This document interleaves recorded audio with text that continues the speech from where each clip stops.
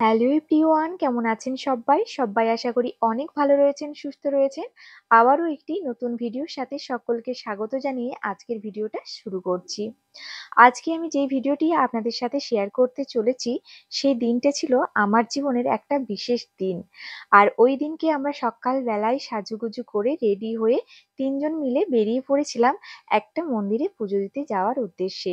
৩ জন নয়, আমরা ৬ জন মিলে বেরিয়ে পড়েছিলাম একটা মন্দিরে পুজো দিতে যাওয়ার জন্য। আর সেখানটা ঘুরে দেখাবো। কোথায় যাচ্ছি, তাই তো? কোথায় যাচ্ছি, কোথায় ঘুরবো সবটাই কিন্তু আপনাদের সাথে আমি শেয়ার করব।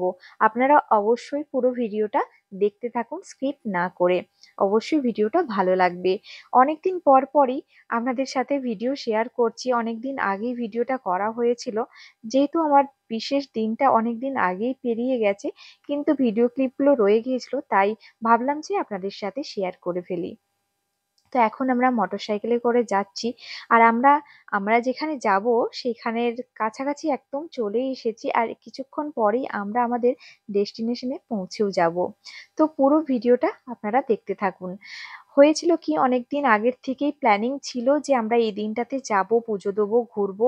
তো সবকিছুই প্ল্যানিং ছিল। তো হঠাৎ করেই সকালবেলাতে আমার বরমশাই মানে আমার কর্তামশাইয়ের মাথা বিগড়ে গেল। তারপর বলছে যে আমি যাব না। তো অনেক কষ্ট করে রাগ ভাঙিয়ে মান ভাঙিয়ে আমরা এখন ফাইনালি বেরিয়ে পড়ে চলেও এসেছি একদম আমাদের মন্দিরের কাছাকাছি। তো চলুন যা যাক, মন্দিরে পুজো দেওয়া যাক মন ভরে ঠাকুরের। তো সবটাই কিন্তু আপনাদের সাথে শেয়ার করছি। তো এই তো পুজোর জন্য ডালাও নিয়ে নিয়েছি। আর এখানে আমার চিনিমা ডালা নিয়ে ঠাকুরের কাছে যাচ্ছে। তো যাচ্ছিল ঠাকুরের কাছে। তারপর কি হলো, ওর বাবার হাতে পুজোর ডালাটা ধরিয়ে দিল। তো এখন আমরা কোথায় এসেছি অনেকেই হয়তো বুঝতে পারছেন। আর অনেকে যারা বাইরের আমার বন্ধু রয়েছেন তারা হয়তো বুঝতে পারছেন না আমি কোন জায়গায় এসেছি। আর আমার আশেপাশে যারা বন্ধু রয়েছেন তারা কিছুটা হলেও গেস করতে পারছেন আমি কোন মন্দিরে এসেছি। এটা হলো বিষ্ণুপুরের ছিন্নমস্তা মন্দির। তো এখানে আমি আগে অনেকবার এসেছি, পুজো দিয়ে গেছি। তারপর বিয়ের পর থেকে একদমই আসা হয়েছিল। তারপর আমরা পুজো দিয়ে চলে এসেছিলাম এই কামানের এখানে। কামানটা দেখুন কতটা সুন্দর আর বহু পুরাতন কামান। তারপর এখানে আমরা নিজেদের মতো করে একটু ফটো টটো তুলছিলাম, ভিডিও শুট করলাম, অনেক রিলস ভিডিও বানিয়েছি যেটা আপনারা দেখেছেন। তারপর আমরা চলে এসেছি বিষ্ণুপুরের বিখ্যাত মঞ্চ, জাদুঘট্ট মঞ্চ। আর এইখানের ভিউটা দেখুন কতটা সুন্দর লাগছে, দূর থেকে অসম্ভব সুন্দর লাগছে। কিন্তু যারা বিষ্ণুপুরটা ঘুরে দেখেননি তারা অবশ্যই আমার ভিডিওতে পুরো বিষ্ণুপুরটা ঘুরে নিতে পারবেন।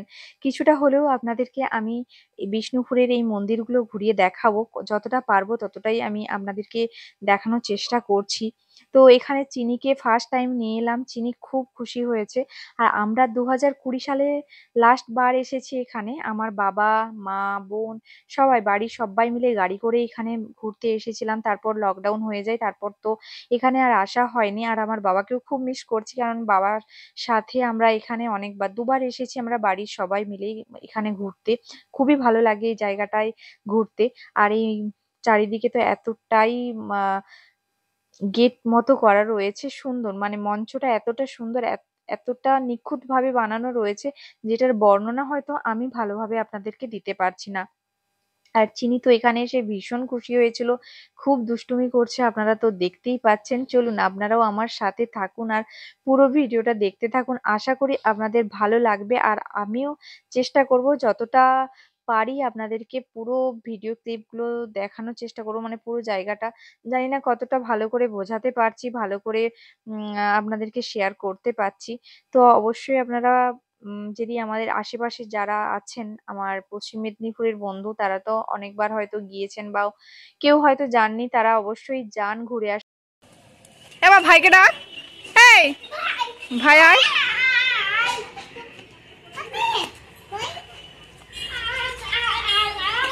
আয় চলো দুজনে যাও, হাত ধরে যাও। চলো দিদির সাথে চলো।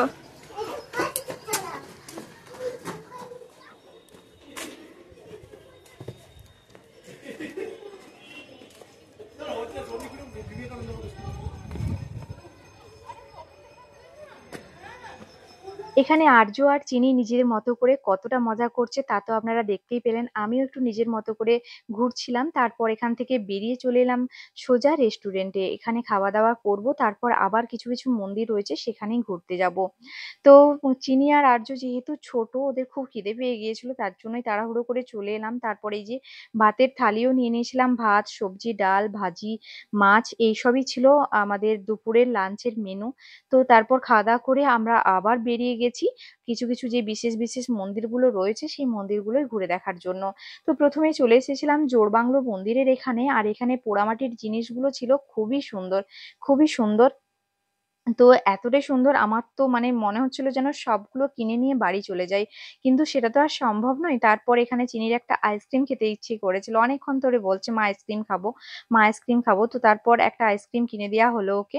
তারপর চলে এসেছিলাম আমরা এখানে জোড়বাংলো মন্দিরের এখানে। আর এখানে না এতটা সুন্দর মন্দিরগুলোর কারুকার্য কি বলবো আপনাদেরকে, মুখে বলে হয়তো বোঝানো যাচ্ছে না। আমি অতটা ব্যাখ্যা করে বলতে পারছি না। আপনারা দেখেই বুঝতে পারছেন কতটা সুন্দর করে নিখুঁতভাবে এই মন্দিরগুলো তৈরি করা হয়েছে।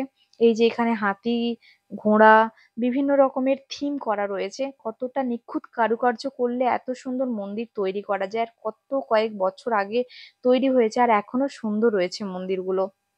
কিন্তু খুবই সুন্দর লাগছে।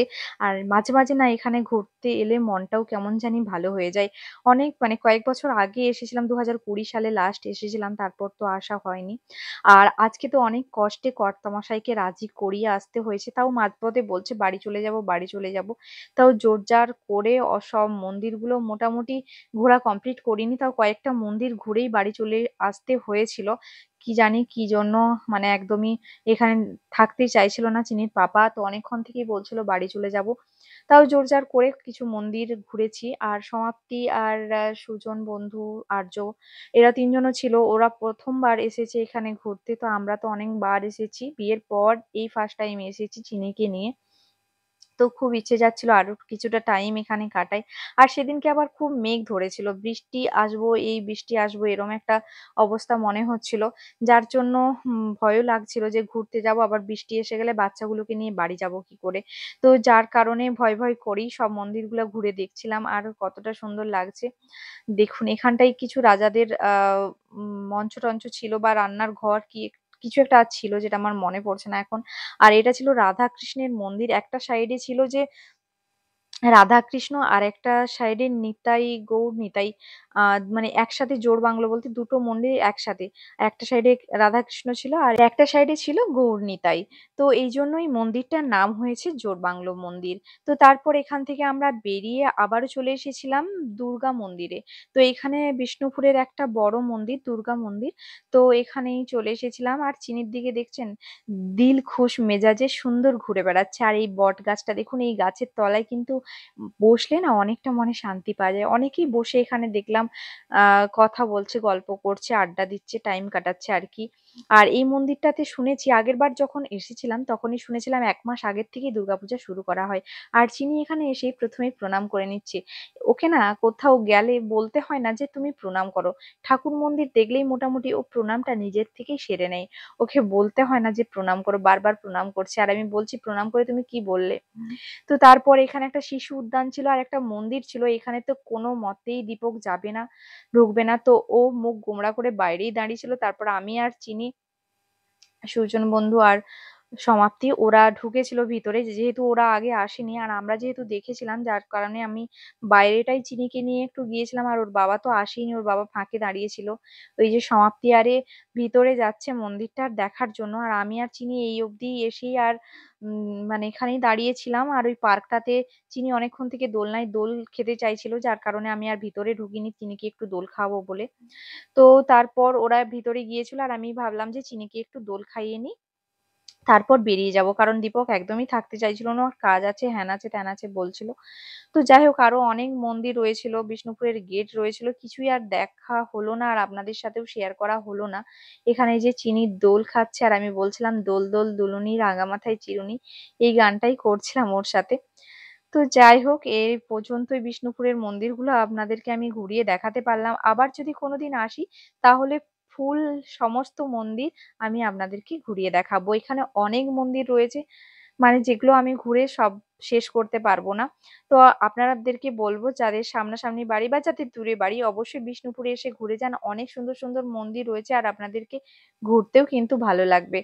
তো এখন আমরা আবার গাড়ি করে বেরিয়ে পড়েছি বাড়ি যাওয়ার জন্য। মেঘের অবস্থা খুব খারাপ, পিটিপিটি বৃষ্টি হচ্ছে।